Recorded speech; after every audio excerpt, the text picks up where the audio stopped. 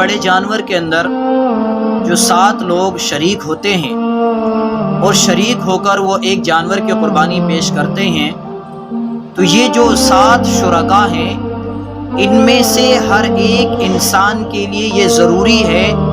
کہ وہ عبادت کی نیت سے قربانی کے جانور میں حصہ لے۔ اگر کوئی آدمی عبادت کے علاوہ کسی اور نیت سے قربانی کے جانور میں شریک ہوگا تو ایسی صورت میں نہ تو اس شریک ہونے والے انسان کی قربانی درست ہوگی، اور اسی طرح اس کے ساتھ ساتھ جو 6 لوگ اور شریک ہوں گے ان میں سے بھی کسی بھی انسان کی قربانی درست نہیں ہوگی۔ مثال کے طور پر آپ اس کو سمجھیے کہ ایک آدمی نے بڑے جانور میں اس نیت سے حصہ لیا تاکہ وہ اس قربانی کے جانور کو اپنی دکان میں رکھ کر اس کے گوشت کو بیچے، تو ایسی صورت میں اس انسان کی قربانی درست نہیں ہوگی۔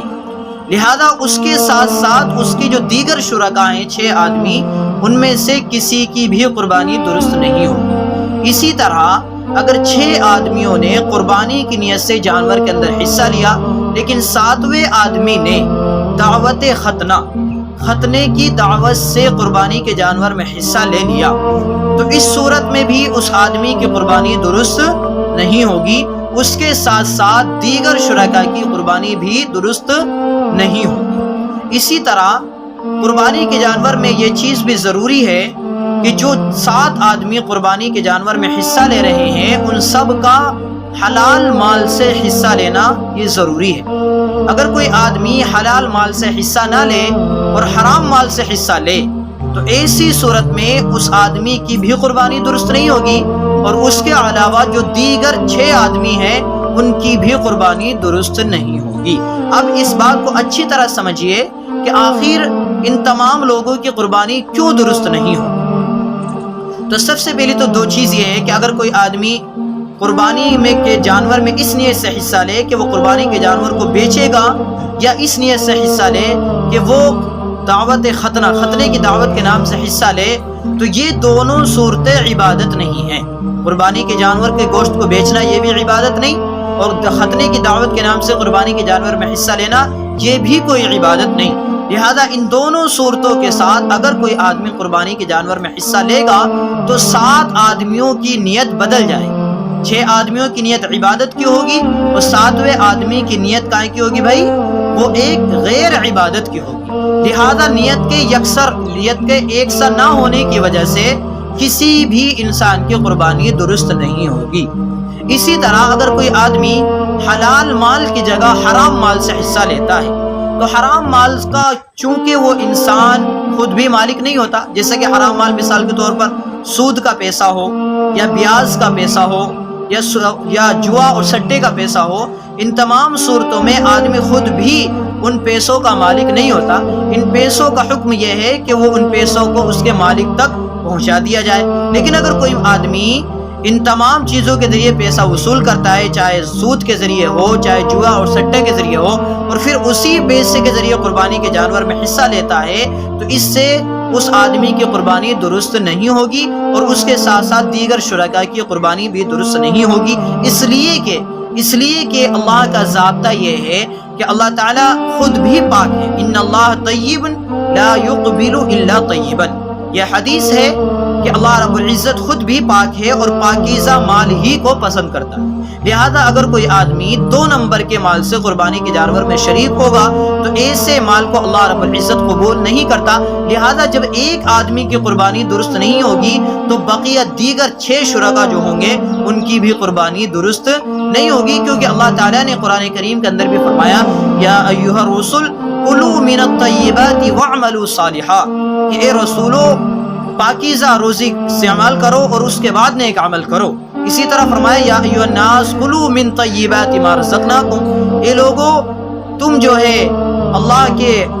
دیے ہوئے رزق میں سے حلال رزق کو استعمال کرو۔ تو اللہ رب العزت حلال چیز کو پسند کرتا ہے، حرام چیز کو پسند نہیں کرتا۔ لہذا اگر کوئی آدمی حرام مال سے قربانی کے جانور میں حصہ لیتا ہے تو ایسی صورت میں نہ تو اس حصہ لینے والے کی قربانی درست ہوگی اور نہ ہی دیگر شرکاء کی قربانی درست ہوگی۔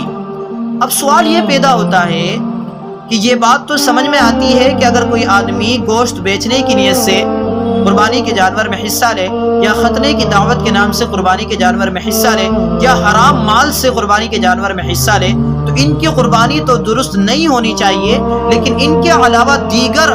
شرکا کی جو قربانی درست نہیں ہو رہی ہے، اس کی کیا وجہ ہے؟ اس وجہ کو سمجھیے۔ اس کی وجہ یہ ہے کہ دیکھو، قربانی کہتے ہیں اراقۃ الدم کو۔ اراقۃ الدم یعنی خون بہانے، اور خون بہانے میں تقسیم نہیں ہوتی، خون بہانے میں تقسیم نہیں ہوتی، لہذا خون جو بہایا جاتا ہے بڑے جانور کا، یہ ایک ہی مقصد کے لیے بہایا جائے گا۔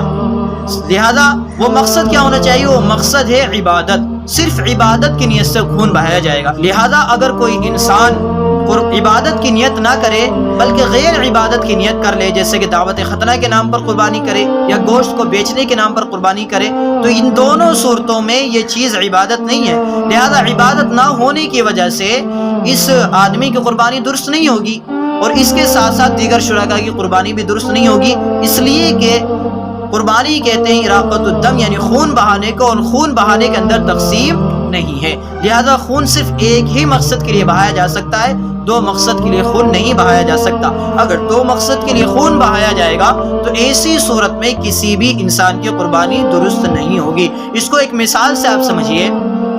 یہ ایسا ہے جیسا کہ ایک بالٹی دودھ ہے یا ایک بالٹی پانی ہے،